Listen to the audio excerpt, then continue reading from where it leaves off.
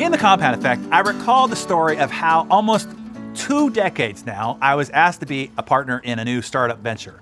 I invested a considerable amount of money into the deal and moved from where I was living in South Beach, Miami at the time, all the way back across the country to San Diego, California. I worked tirelessly on this venture for nearly 2 years. Later, I found out that my partner had mismanaged our bank account. He used a considerable sum for personal expenses, which is called embezzlement, and squandered all the cash. I lost nearly $500,000 and those 2 years of my life.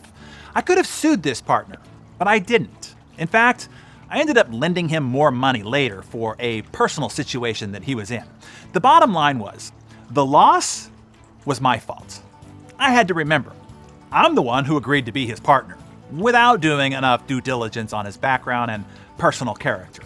And during our time in business, I was the one not inspecting what I was expecting with the financial management. Oh, sure, I could have justified it by saying we had different responsibilities and I trusted him to do his part.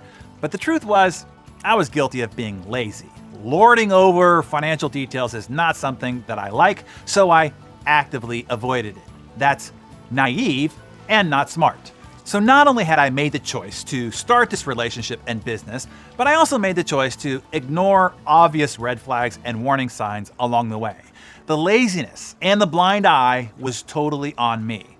Because I chose to not be completely responsible for the business, in the end, I was completely responsible for the results. And when I learned of the wrongdoings, I chose not to lose any more time fighting it. You see, I learned long ago that if you spend time fighting something in the past, you are not only walking backwards, you are also no longer moving forward.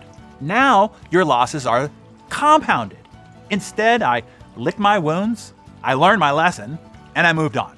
Again, not out of taking any moral high ground, but because it was the most productive and financially prudent thing to do. In hindsight, I'd make the same choice to pick up and move on again.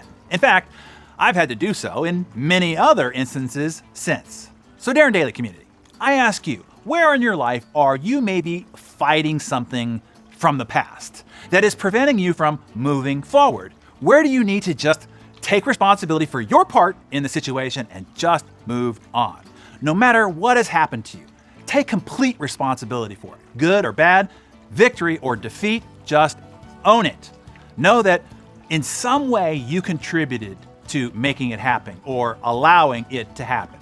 By what you did, like what I did in starting this endeavor with this person, or what you didn't do to prevent it that I could have, like being more responsible for inspecting what I expected and overcoming my laziness and looking into the warning signs more. Even if you don't believe you have any responsibility in something that has happened, know this: you are now responsible for how you respond to it, and hopefully move on from it. My mentor Jim Rohn said, the day you graduate from childhood to adulthood is the day you take full responsibility for your life. No matter what, in every situation and every circumstance, take responsibility for your part. So declare today as graduation day. From this day forward, choose to be 100% responsible for your life. Eliminate all of your excuses. Embrace the fact that you are freed by your choices as long as you assume personal responsibility for them. It is time to make the choice to take control. Think of one thing that you are mad, upset, or resentful for. Know that you played a part in making that happen. Take ownership, move on. You up for it? Today, just one thing. Figure out which, own it, and then give it up. Write it down in your Darren Daily Journal and tell us about it in the comments below. What's the one thing that you will own up to once and for all?